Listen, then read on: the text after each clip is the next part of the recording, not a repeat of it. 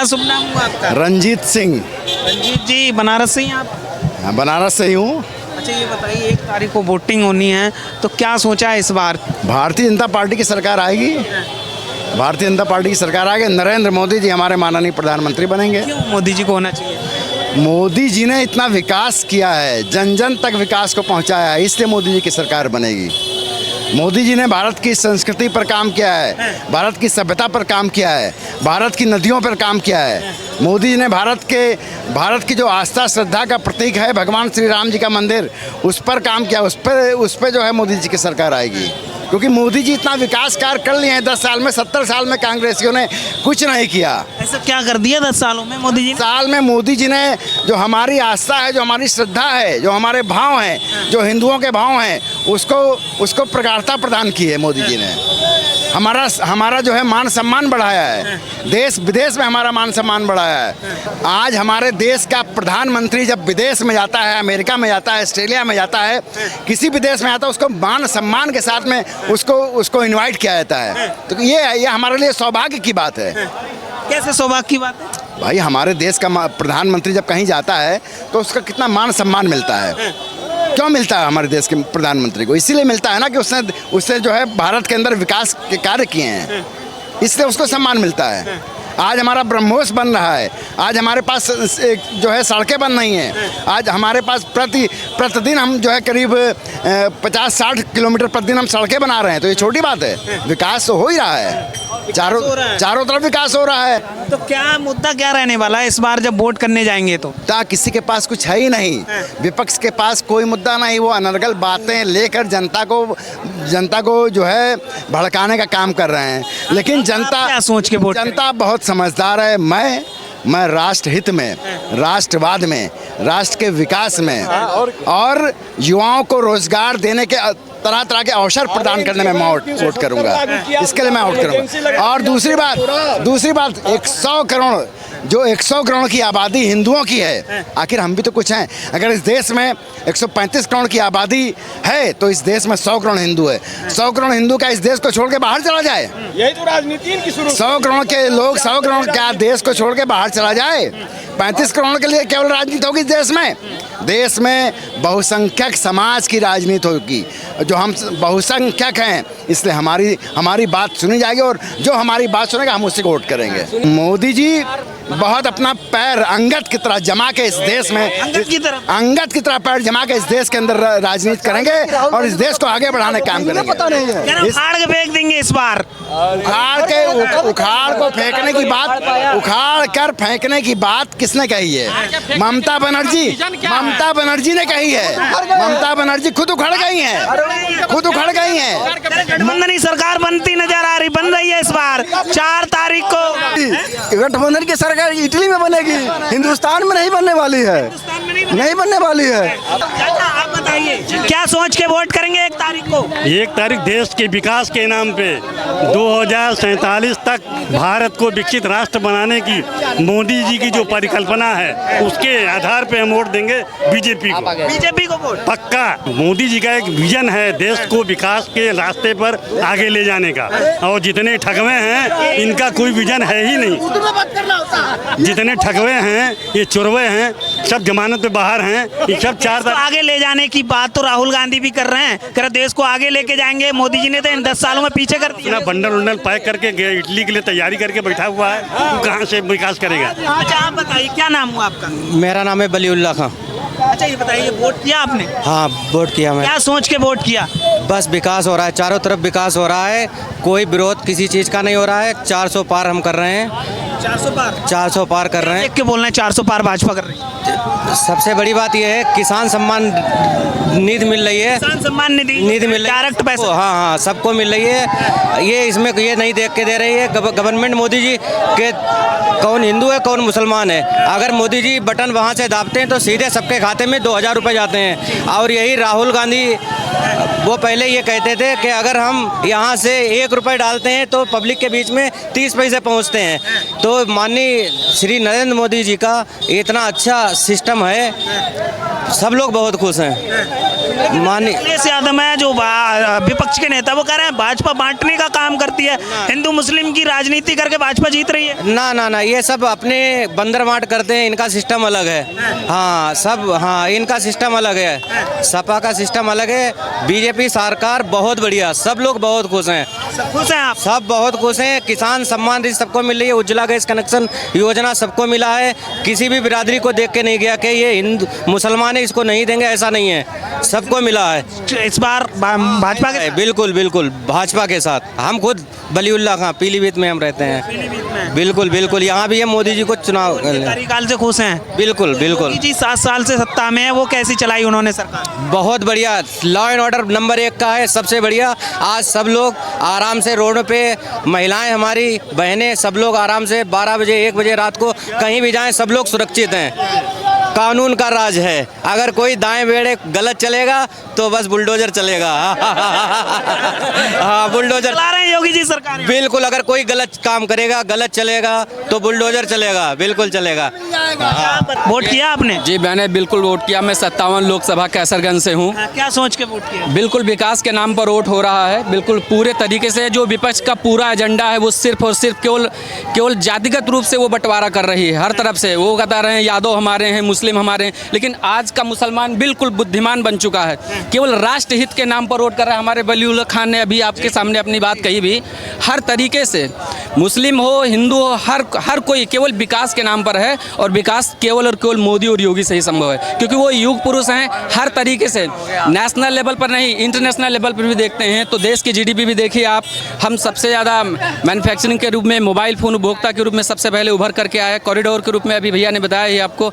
हर तरीके से मैं वोट दे चुका हूं, और 57 लोकसभा से कैसरगंज से मैं रहा हूं, और बहुत ही तरीके से एकजुट होकर के सभी लोगों ने भाजपा के लिए वोट किया है।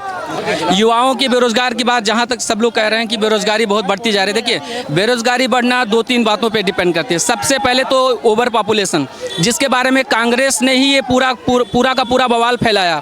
आप देखिए आज़ादी के समय हम 60 करोड़ की संख्या में थे, अभी 145 करोड़ पहुंचे। इसके लिए कौन रिस्पॉन्सिबल है? केवल और केवल कांग्रेस रिस्पॉन्सिबल है। इसके साथ साथ आप देखिए राष्ट्र लेवल पर, आप देखिए समूचे विश्व में विश्व गुरु बनाने का जो मोदी जी का सपना है निश्चित ही सफल होगा। बस मैं आपके माध्यम से, आपके चैनल के माध्यम से सभी देशवासियों से मैं एक छोटा सा अपील करना चाहता हूं कि अब की बार 400 पार का जो नारा मोदी जी ने दिया है, राष्ट्र हित में विश्व गुरु बनाने के लिए सभी लोग अपना अमूल्य वोट दें और सभी लोग मतदान करें एकजुट होकर के भाजपा के लिए। क्या कहेंगे, कह रहे हैं विश्व गुरु मोदी सरकार में भारत बनेगा, क्या लग क्या रहा है? अरे पूरे दुनिया में भारत का डंका बज रहा है, पूरी दुनिया में डंका बज रहा है? डंका बज कैसा डंका बज रहा है? अरे भाई आप देखिए जितने भी दुनिया के देश हैं, 100 से ज़्यादा देशों को कोरोना के वैक्सीन मोदी जी ने दिया फ्री ऑफ कास्ट। तो आखिर भारत की साख बढ़ी ना। और भारत में जितना इस समय इनोवेशन हो रहा है, जितना विकास हो रहा है, जितना इंफ्रास्ट्रक्चर पे गवर्नमेंट खर्च कर रही है, इतना इसके पहले कभी नहीं हुआ। पहले जब भी गवर्नमेंट होती थी कहती थी खजाने में पैसा नहीं है, विकास तो हम करना चाहते हैं लेकिन खजाने में पैसा नहीं है। पिछले 10 साल में आज तक एक बार भी ये सुनने को नहीं मिला कि भारत सरकार के पास पैसा नहीं है। हम बनारस की बात कर लिए, बनारस में इतना विकास हुआ है, आप देखिए लाखों आदमी रोज़ बनारस में घूमने आते हैं, ज़्यादातर इसमें युवा वर्ग हैं। क्या इसमें सब बेरोजगार हैं? अगर बेरोजगार होते तो क्या इतनी संख्या में यहाँ युवा आते हैं घूमने के लिए? बेरोजगार आज वही है जिसके अंदर स्किल नहीं है, और स्किल डेवलपमेंट के लिए मोदी जी की स्कीम तमाम है। अब उसमें लोग अगर रुचि लेंगे तो स्किल पैदा करें, रोजगार करें। देखिए अभी 2-3 मतलब भाजपा तीसरी बार हैट्रिक लगा रही है। 101%। अभी 2-3 दिन पहले मोदी जी का बयान आया था कि मैं जब भी बनारस आता हूँ मुझे बनारसी बना देते बनारस के लोग। क्यों? क्योंकि अब जैसे मोदी जी बनारसियों से प्यार करते उसी तरह बनारसी भी तो मोदी जी से प्यार करते हैं। जैसा कि अभी आप देख सकते हैं जब 13 मई को रोड शो हुआ था तब आप देखे होंगे कितना भीड़ एकदम हो गया था, आदमी निकलना मुश्किल हो गया था, पूरा बैरिकेडिंग टूट रही थी, इतनी भीड़ हो गई थी। जो विकास की बात चल रही है, कहते नहीं है कि जो आंखों से दिख रहा है उसे कैसे छुपाएंगे। आप इधर देखिए इतने बढ़िया हाईवे हैं, हम बाबा विश्वनाथ की धरती पे हैं। आप भी पहले बनारस आए होंगे, आज का भी बनारस देख रहे हैं। तो बनारस जो शब्द था बना रहे रस, वो अब रस दिखता है यहाँ पर। अब दिख रहा है रस, अब दिख रहा है। आप देखिए यहाँ पूरी पब्लिक मोदी में है, और पश्चिम उत्तर प्रदेश से लेके पूर्वांचल से लेके आप कहीं पे भी जाएंगे, एक घर, एक कोना नहीं होगा जो मोदी और योगी की सरकार से कहीं ना कहीं लाभान्वित ना हुआ हो।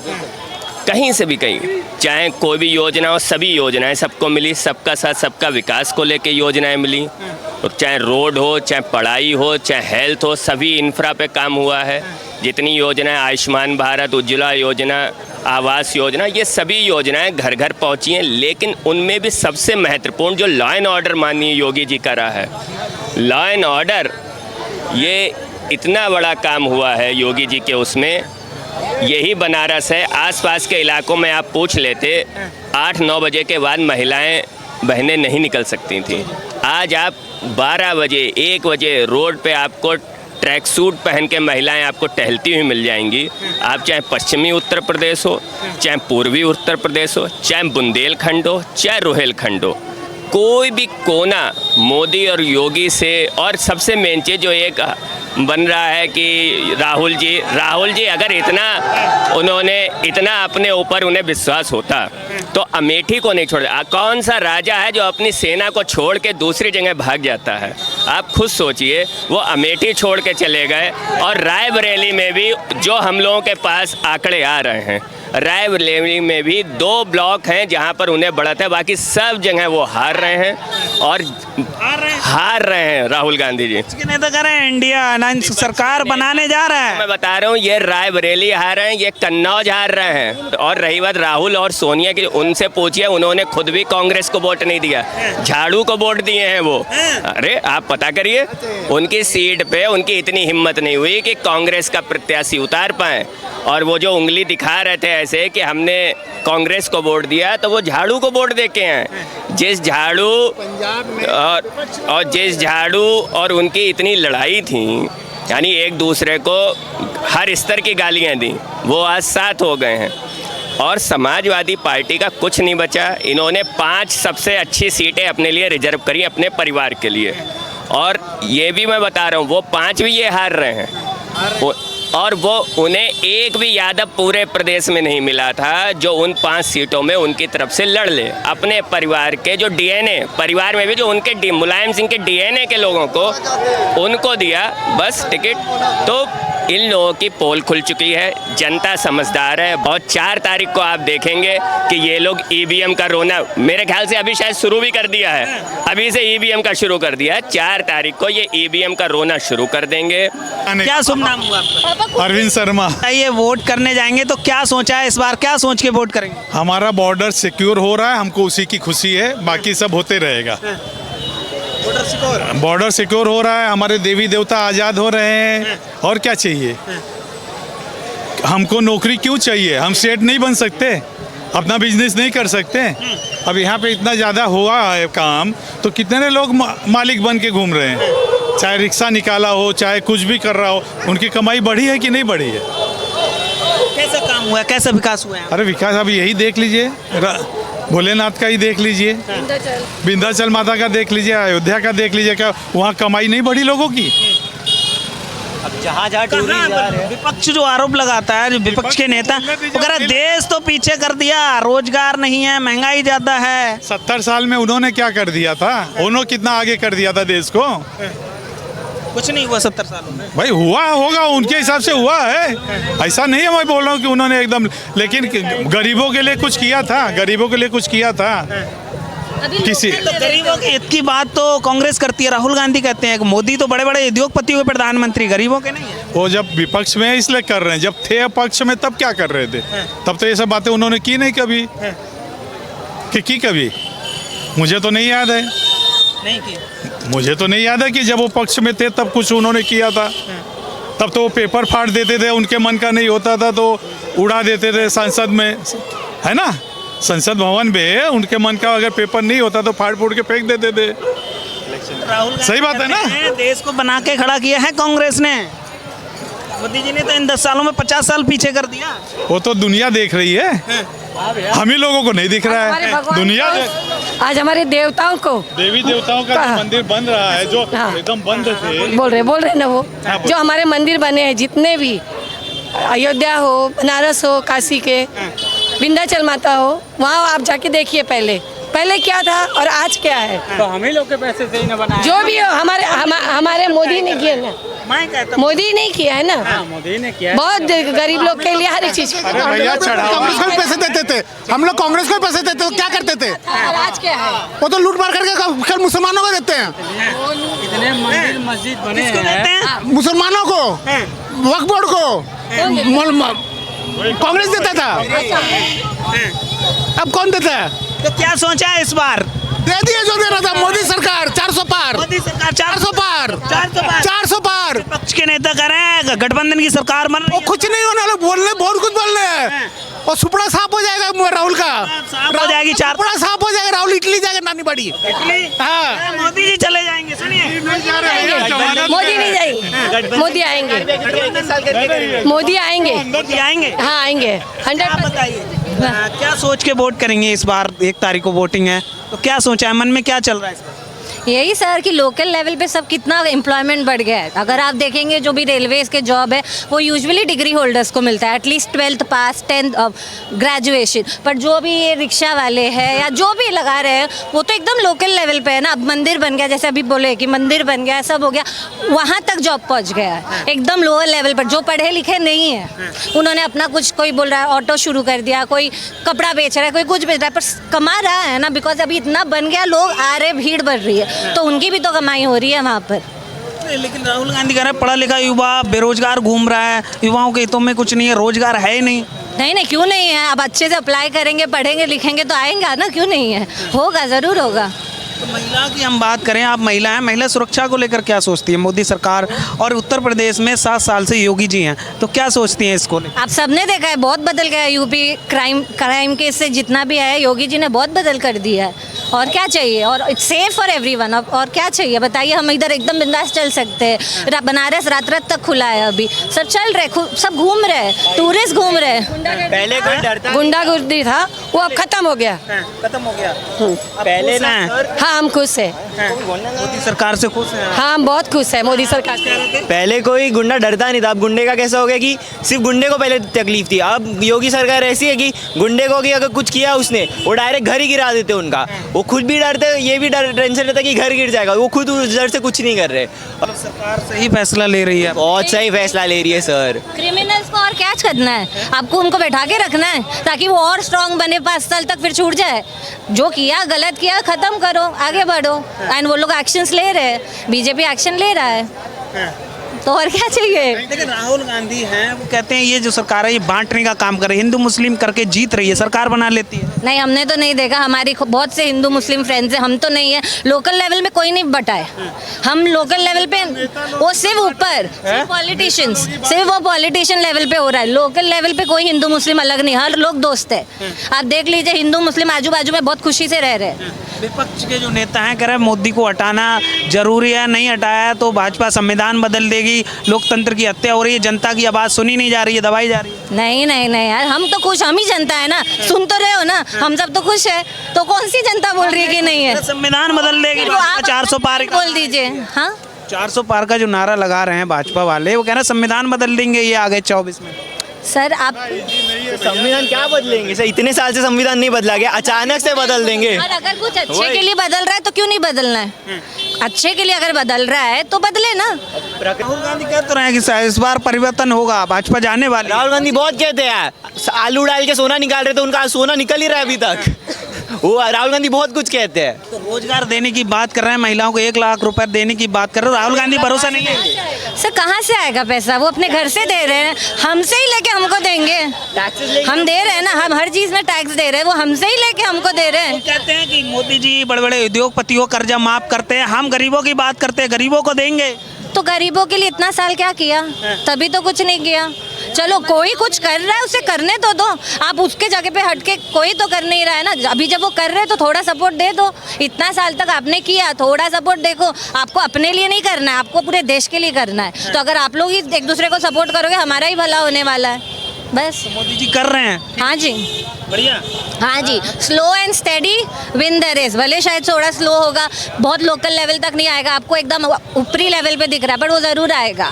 उनको टाइम दीजिए, कोई चीज़ इतना जल्दी नहीं बदल। भारत बहुत बड़ा देश है, ऐसा छोटा सा जगह नहीं है कि एक दिन में सब बदली हो जाएगा, तो उसको टाइम लगेगा, उसको थोड़ा टाइम दीजिए, और क्या है। मतलब तीसरी बार भाजपा हैट्रिक लगा रही है। हाँ, लगाएगी। चलिए ठीक है।